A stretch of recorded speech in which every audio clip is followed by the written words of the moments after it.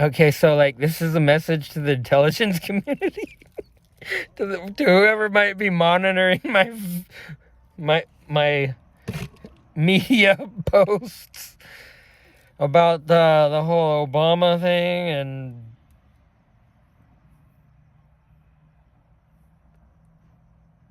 LeBron James. I didn't even want to, like, my mind was like trying not to remember.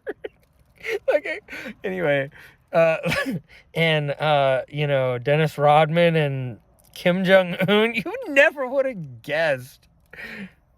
Well, actually, I guess if you're in the intelligence community and you know what's going on, this is probably old news for everyone.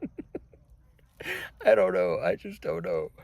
Oh, and that part about the translators jumping in.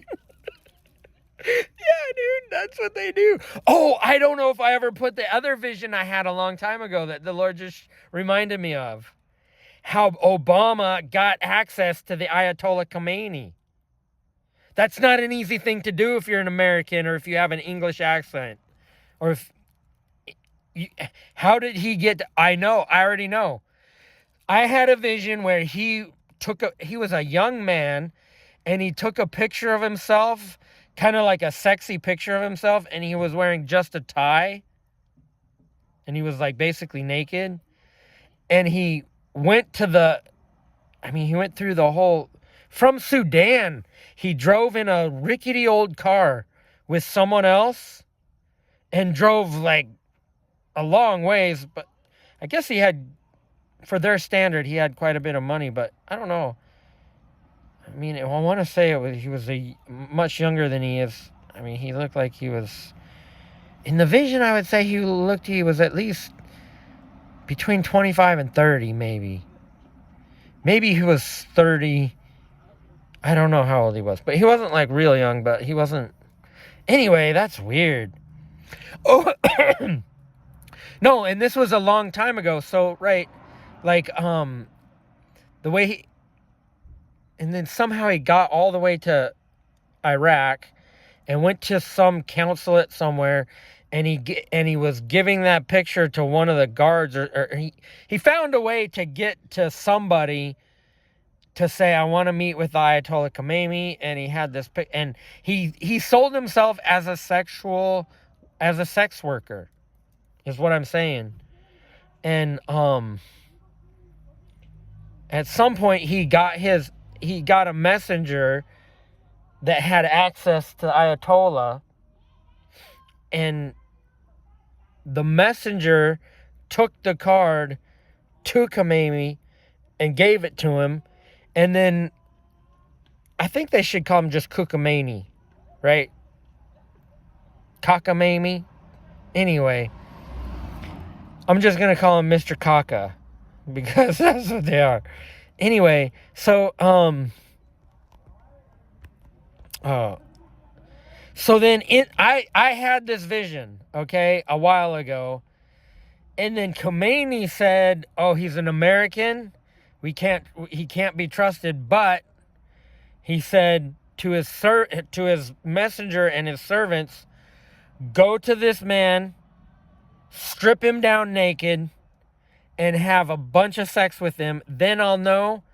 Then, so his messenger went and did that, and the messenger came back to Khomeini and said, "This guy's the real deal. You're definitely going to want to hang with him." So Khomeini then basically brought him in like a harem girl with other men that were dressed like, some were dressed like women. Oh, I forgot to mention the picture that I saw that was like a card that was sent to Khomeini was a picture of Obama that he had taken. He had somebody take him a picture. It was kind of like black and white, like it was sort of some sort of sepia tone, but what it was is he had women's makeup all over his face, and he was wearing a men's tie. So his hair was like, he had long eyelashes, he had really red lipstick, and he had done his face up like almost like drag, but also very boyish too. Yeah. So he had lipstick on, and Oh no, the picture was just him standing there with the tie. But when he went to Kamemi, he was dressed differently. And I'm just now seeing that, actually. Now that I'm realizing what I'm seeing. I'm just now seeing it. Whoa. Anyway, that's how... And then Kamemi thought he was just getting kind of a sex worker and was kind of... There was some interest because he said he had a plan to destroy America or something.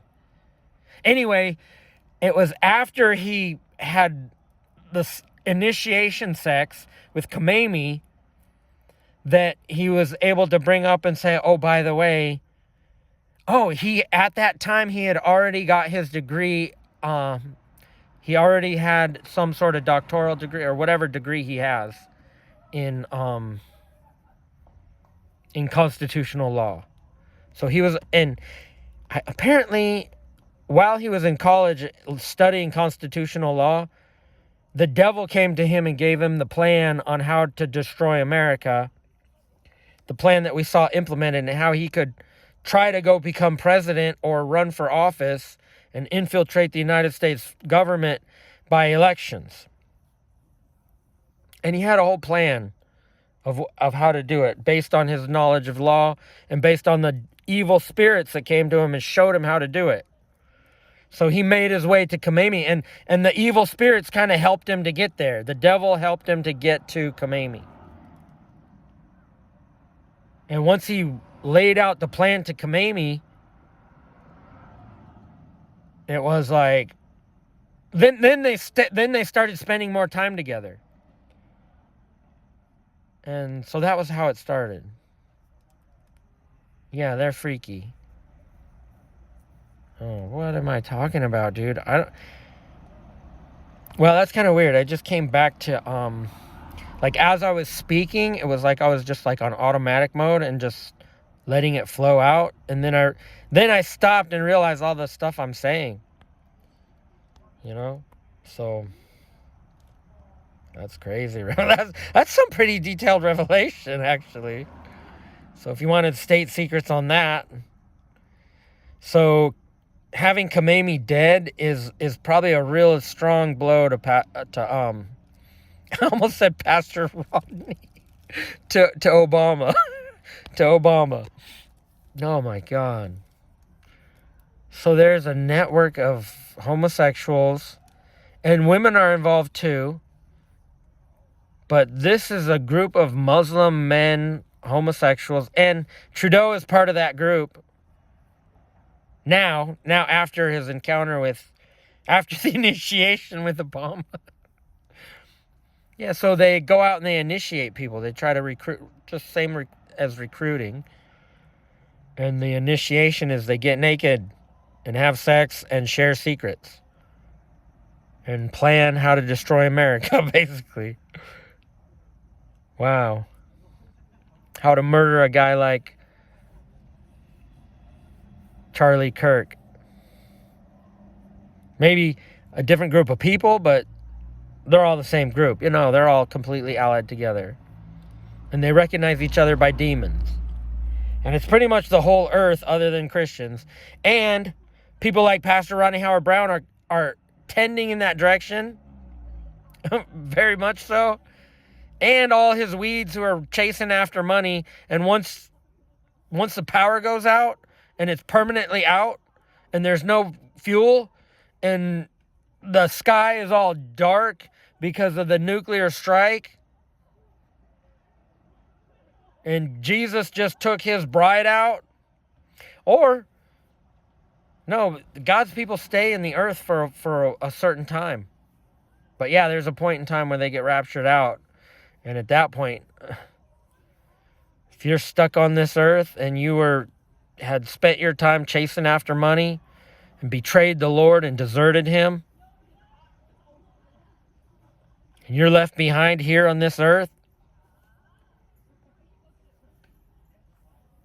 and the Bible says they long to die and death eludes them. You can't die because you still have wrath on you that you haven't paid for, Pastor Rodney, Kenneth Copeland. These are the worst of them. And they've shed the blood of God's prophets. At the very end, the worst of the worst live to the very end and have to drink blood because they shed the blood of God's prophets and saints. And that's the level that Pastor Rodney is at right now. He didn't actually shed blood, but he would have if he could have, if it wasn't for a Constitution in the United States, and if it wasn't for the fact that we're in the United States. If we were in some third world country, if he was a king of Israel back in the day, if he was Herod, he could have been like Herod.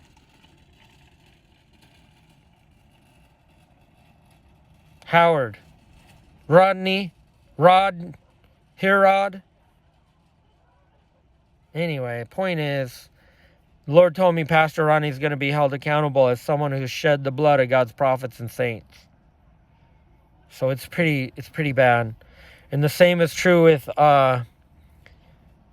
with Kenneth Copeland and Jesse Duplantis, all their followers. They have a higher level of culpability because we who teach are judged more strictly, one. And two, all the good they could have done with the money by helping, instead of having a bunch of luxury items for themselves, if you look at all the people they could have helped, and considering that it was they took part in the offerings, they were the keeper of the money bag. And if there's any one person in their whole church that's not completely well taken care of, that's why they hate the poor. They drive the poor out of their church. They don't care about the poor. They don't want the poor. They want rich people in their church. And those are all gonna be the people who are left behind. And some people are gonna get raptured up and think, I made it. Why am I wearing rags, by the way? And everybody else is dressed like they're in the Titanic. I'm just saying. That's what's gonna happen to these people, dude. And then, like, walking around, well, why does everybody look like they're going to a wedding banquet and I'm dressed like I just got out of the shower? And then here comes Jesus. Why are you here practically naked? Get that guy out of this wedding. And next thing you know, that person's back on the earth, and it's Matthew chapter 22. It's right there. It's gonna be. Can you imagine Jesse Duplantis walking around with nothing but a pair of like boxer shorts on, and he walks into a wedding hall and everybody's dressed really nice, and they're like, he's got this white old, funky old body, and he's got a rash on his side over here. He's some nasty old dude wearing his skivvies. Everybody's pointing to him. What the hell is this? Can you imagine though being at an actual wedding, just before the ceremony, with everybody dressed up all nice, and somebody drops you off in your underwear in the middle of that place, and there's nowhere to go, you can't get away. And then Jesus comes in the room, and he's like, get that guy out of here. And next thing you know, just saying, I know I'm being redundant, but it's so funny the first time that I had to repeat it. No, but Jesse Duplantis, and then all of a sudden he finds himself back in the earth. And you got to put it in context. When it happens, let's say the power's been out for 6 months. Nuclear war happened 6 months ago, and you're hiding in some basement room with a group of other people, or some bomb shelters, some hidden location. And then all of a sudden the rapture happens and you're like, I finally made it. We're finally in heaven. And you realize, wait a minute, I'm not dressed properly. And then you get thrown back down to that same room where you were. And 3 of the people are gone. And everybody has a testimony. I think I just experienced the rapture. But how come I'm still back on the earth? Jesse Duplantis, Kenneth Copeland. And where'd Bob go? Where Bob and Steven? There's always some real Christian right in close proximity, so that when the rapture does happen, they all go, wait a minute. Or what about the guy who, as he's going up in the rapture, shh, but I forgot to feed my dog. Gets slapped back down because you're a stupid dog. I'm just saying.